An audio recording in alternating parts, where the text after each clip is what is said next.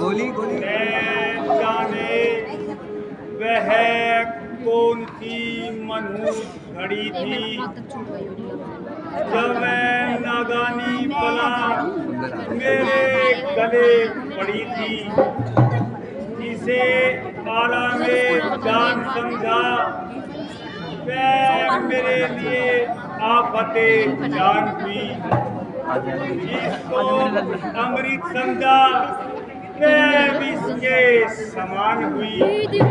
धोखा हुआ है, कपट हुआ, छल हुआ, अब तो इस मुश्किल से निकलना सख्त मुहाल हुआ।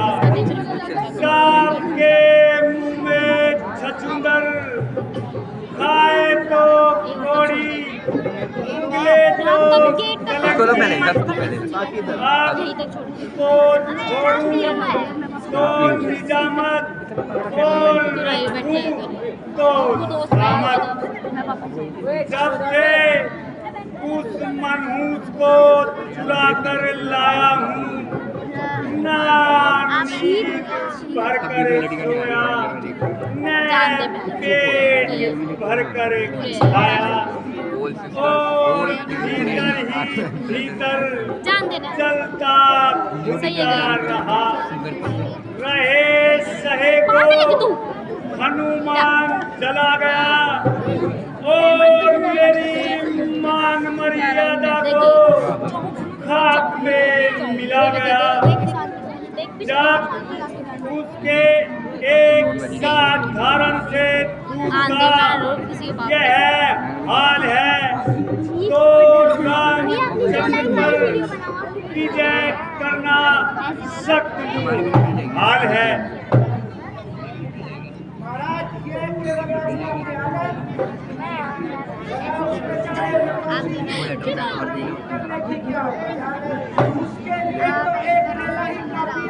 और हनुमान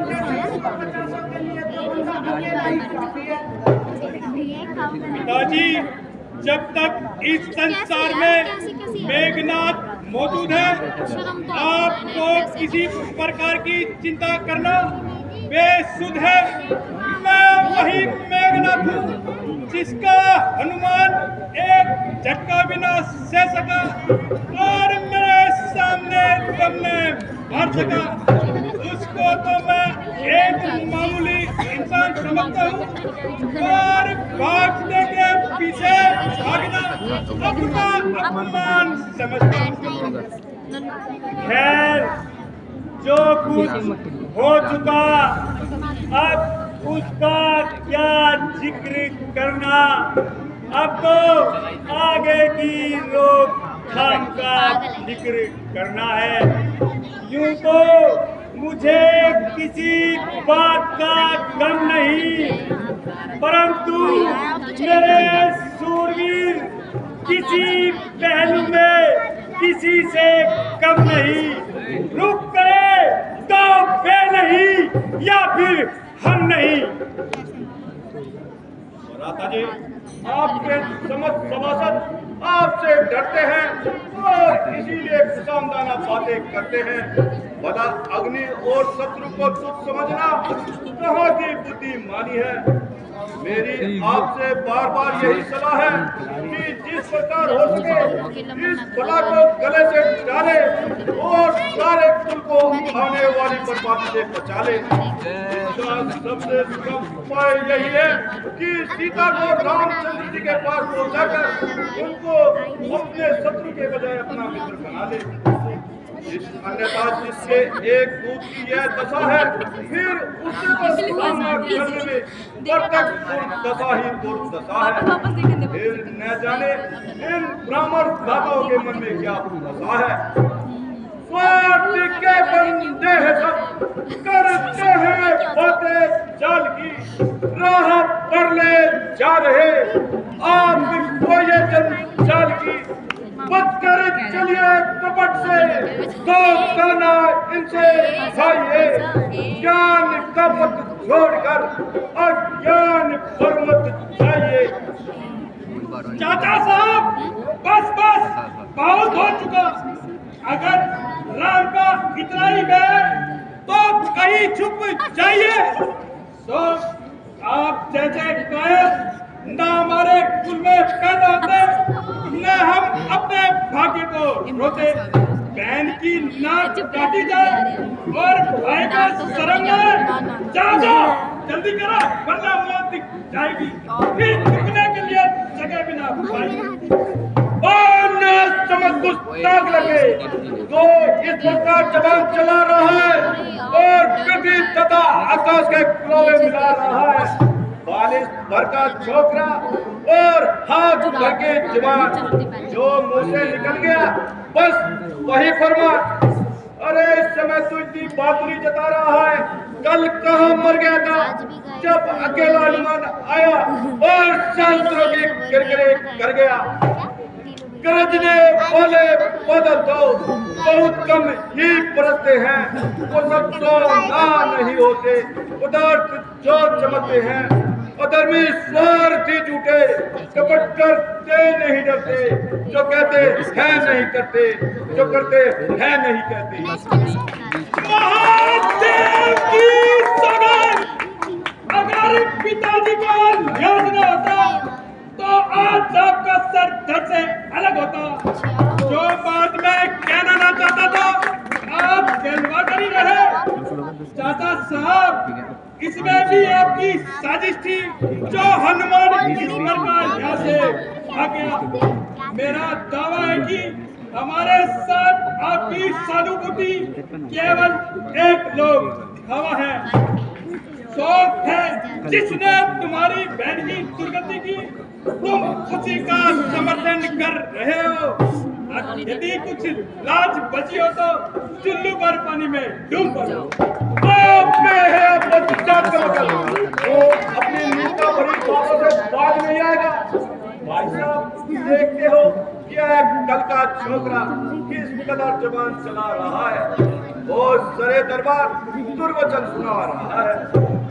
अक्ल से सोचो जरा, बुद्धि से अपनी काम लो, दिल चला है बाप के रास्ते पे इसको रोक लो।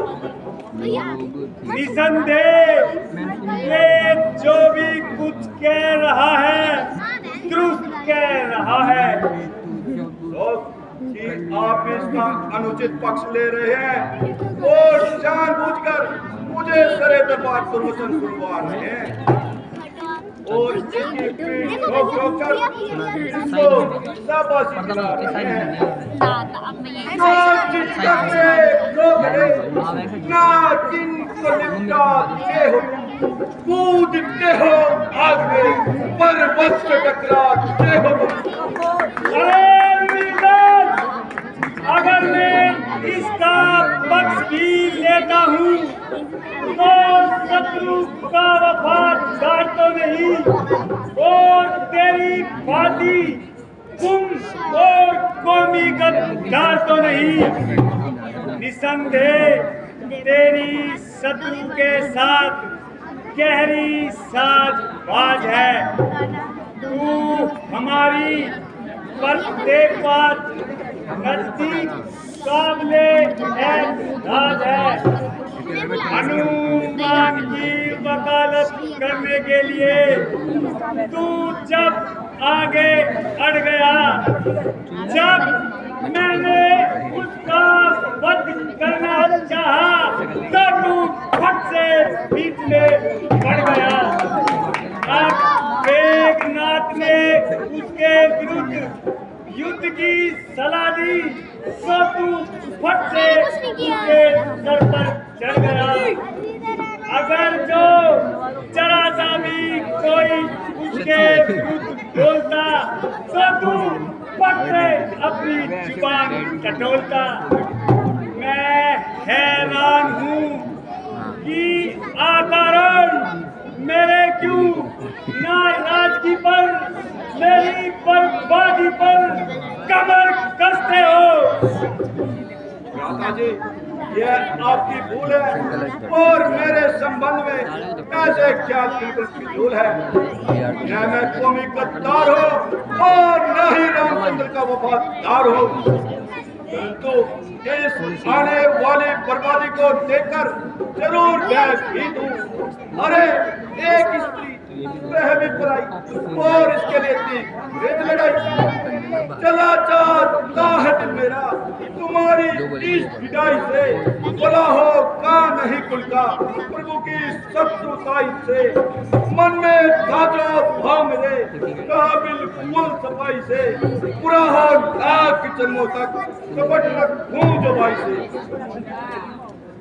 परंतु उनके दिल में क्या समाई जो उन्होंने शूर्पणखा की नाक उड़ाई। ओ बेहया, तुझे अब भी गैरत में आई।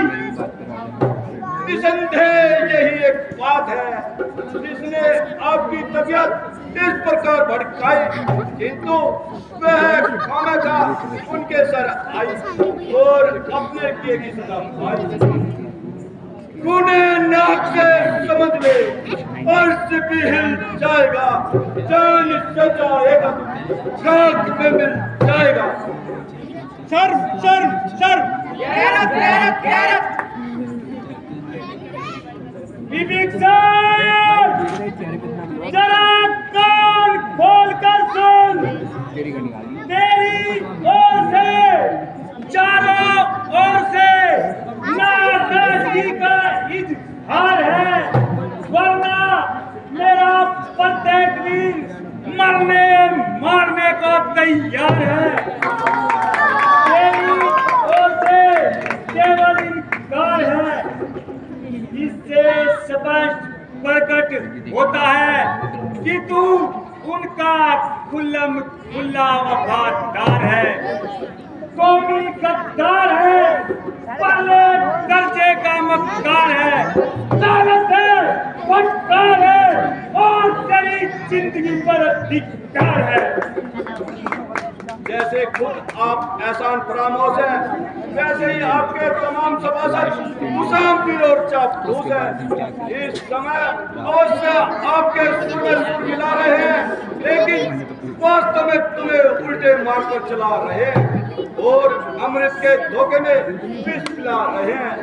समय आने पर यही निकटू गुजर पटलू अपने मुख से कहेंगे कि यह रावण की सख्त गलती है, किंतु हम क्या करते, हमारी एक पेशकश चलती है। इसलिए मात्र इन खुशामदियों की बातों पर न जाइए और इस मामले पर भली बाती गौर फरमाइए। बुद्धि, क्रोध और माया नरक का बीज बनाते हैं, सच्चाई से हटाते हैं, बुराई पर चलाते हैं। उन्हें समझो न तुम अपना, कुपथ पर जो चलाते हैं, समय पर काम आते हैं तो बस अपने ही आते हैं। पति का बीज बोकर न कोई फल देख खाया है, यदि आकाश पर ढूंढा तो उल्टा मुंह पे आया है।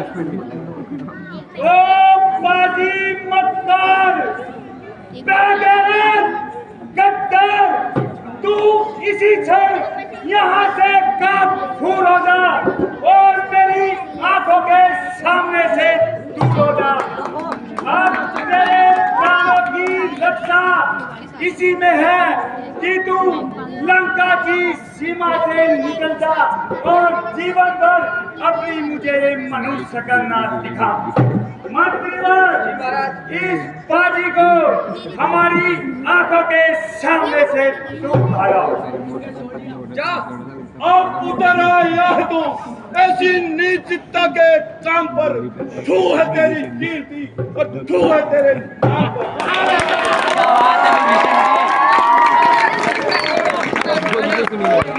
All Indians are with you.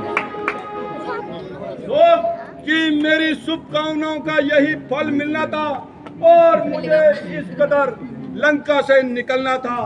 खैर भाई साहब, इसमें तुम्हारा कोई दोष नहीं। शायद ईश्वर को यही मंजूर है कि यह हरी भरी लंका तुम्हारे कारण नष्ट हो जाए और जिस राज्य की सारे संसार में धाक थी वो तुम्हारे हाथों भ्रष्ट हो जाए। मुझको आखिर क्या पड़ी, जो किया तो पाओगे। बीज भी बोया है तुमने, फल भी तुम ही खाओगे।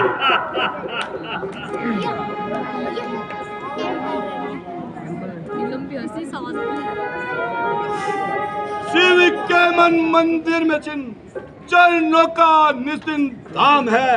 जग को है जिनका सहारा, भक्त जन को आस है। आज उन चरणों की रक्षा कर मैं को कमी बन जाऊंगा। आज एक पत्थर से पारस कीमती बन जाऊंगा।